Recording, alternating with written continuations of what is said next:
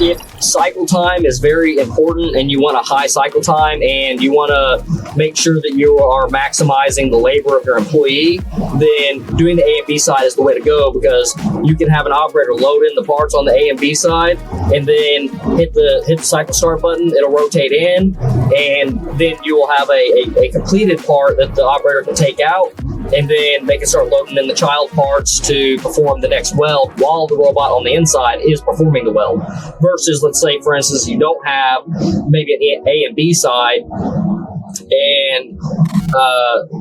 it's just like a curtain style where the operator has to load the part in, and then a curtain comes down, and